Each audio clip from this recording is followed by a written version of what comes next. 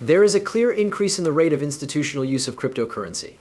In addition, I am of the opinion that when we take a look at Ripple and XRP, there is something quite intriguing going on behind the scenes. And in point of fact, a Ripple employee provided us with a kind of blueprint that outlines everything that they are doing. Now that we've covered everything, I'd like to extend a warm welcome to you. One and all, this is Nick, my name. Those of you who are new to the channel, I hope that by the time you reach the conclusion of this video, you will have subscribed to the channel. Not only that, but don't forget to sign up for the free Discord server that is listed in the description below. You won't be sorry of your decision.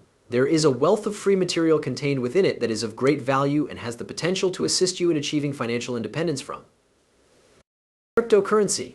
Therefore, with that being said, let's get right down to business and begin with this piece that we have here. This is brought to you by Smoke Dog. One can trace this back to the month of March in this year. There have been a few more significant moves made since then, which we have witnessed.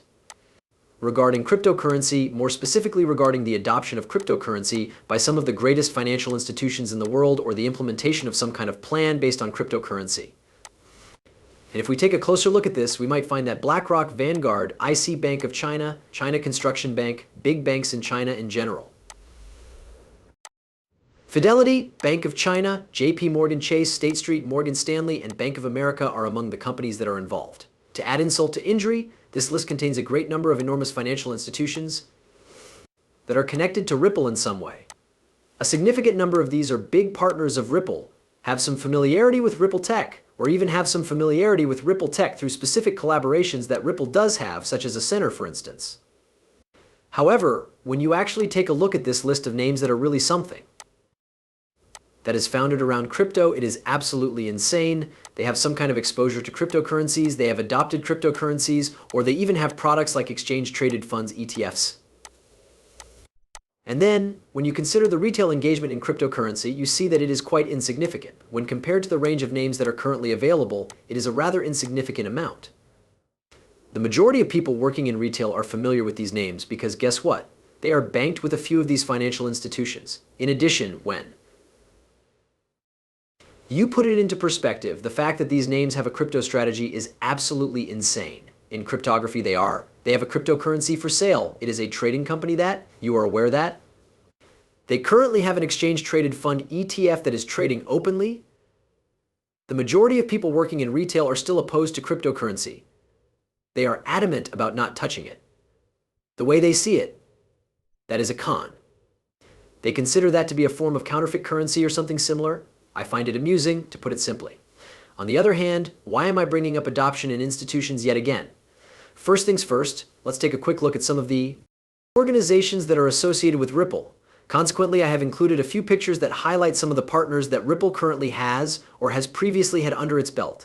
We do not have complete confirmation that many of these names are still partners of Ripple.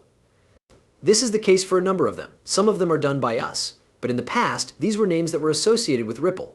As an illustration, MoneyGram, which was no longer a Ripple partner as a result of the litigation filed by the SEC, actually switched to employing Stellar. However, a significant number of the other names on this list are still being used today. And when you consider all of those institutions that are now entering this space at the present time, and that people are now aware of, it is just insane. However, if we look back in time, we can see that Ripple was associated with all of these well-known names. And a significant number of these are enormous banks that are well known to everyone.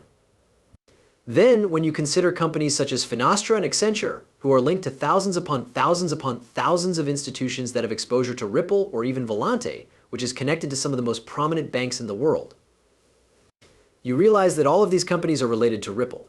In a way, it helps to put things into perspective with regard to how important Ripple actually is. Take a quick look at all of these.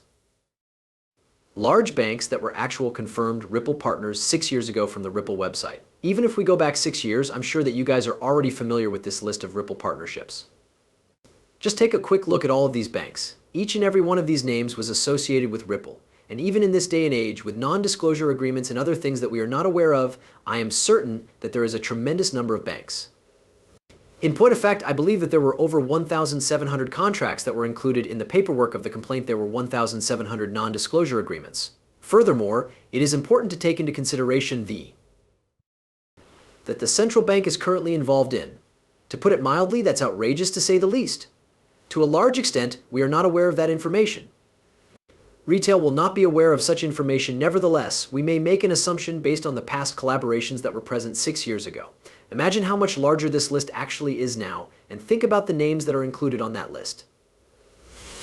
On the other hand, I am bringing this up because I would want to discuss a few reasons why it is really necessary to be aware of this. First and foremost, let's discuss the post that was made by vet_x0. 2 of his posts are on this page, and I would want to read them. Ripple's institutional customers are the first demographic to be considered. Through the use of the XRP ledger, the objective is to meet retail users. You are witnessing all that is being done in preparation for this. From the development of new XRP ledger features with compliance as the primary focus to the creation of high-quality native issued assets like T-bills and even the RLUSD stablecoin and everything in between. It was always a no-brainer in my opinion to plug the entire RippleNet side of Ripple right into the XRP ledger and the DEX. Don't blink, it was always quite obvious to me. On the other hand, there is one thing that everyone seems to be utterly forgetting about, right? It seems as though everyone is sitting here and saying something along the lines of, oh, Ripple doesn't care about XRP, the XRP ledger. Just so you know, everyone who is telling you that is just ludicrous. It seems like there are a lot of well-known names in this neighborhood. Respectfully, I will not name any names. But there are a number of names in this sector that are attempting to convince XRP holders that Ripple will not use XRP. I will not name any names because I do not want to disrespect anyone. It is irrelevant to Ripple that XRP exists. Concerning the XRP ledger, they are not, as far as I can tell, doing this or that. The expansion of it is not something that concerns them. And it's funny to me because that's what people are getting at when it comes to, looking at all of the stuff that Ripple is pushing you to believe. On the contrary, I observe the exact reverse of what you say. The efficiencies that the XRP ledger and even XRP itself offer are something that Ripple continues to make a point of highlighting. Furthermore, in my opinion, it is a no-brainer to connect the entire RippleNet side of Ripple straight into the XRP ledger that is hosted on the DEX. This is something that is now taking place. Quite a few of Ripple's recent actions, in point of fact, bear witness to this truth. However, there is a significant amount of territory that needs to be covered in terms of changes, bootstrapping, and related matters. However, assuming everything goes according to plan, the outcome will be fantastic. Let's go back to April, when we were actually given the news of the stable currency. And yeah, even if we look at some of the announcements that have been made regarding the stablecoin, let's go back to April. This is a message from Brad Garlinghouse, the Chief Executive Officer of Ripple. Because Ripple is working to bridge the gap between traditional finance and cryptocurrency, the launch of a stablecoin is a natural move for the company. For the purpose of providing the most advantageous cryptocurrency-enabled payment options through the utilization of XRP, we possess the years of experience, the regulatory footprint, a robust balance sheet, and a network that provides nearly global payout coverage. As well as our future stablecoin, which will also be placed onto the XRP ledger. To be sure, Ethereum will also be included, but the XRP ledger will also be included. Now, David Schwartz has added to this saying, a high-quality USD stablecoin on the XRP ledger with its decentralized exchange and features such as issued currencies, auto-bridging that uses XRP as the native currency to enable trades between other assets and the AM, and a decentralized exchange, is going to be a game changer for both users and developers. With that being said, it is true that all of this is leading up to the culmination of Ripple entirely tapping into the XRP ledger in a very major way, having everything plug and play into it, and moving all of Ripple's institutional customers onto the XRP ledger as well. Consider how significant this is in comparison to other things. At this point, the ultimate objective with the stablecoin is also to achieve institutional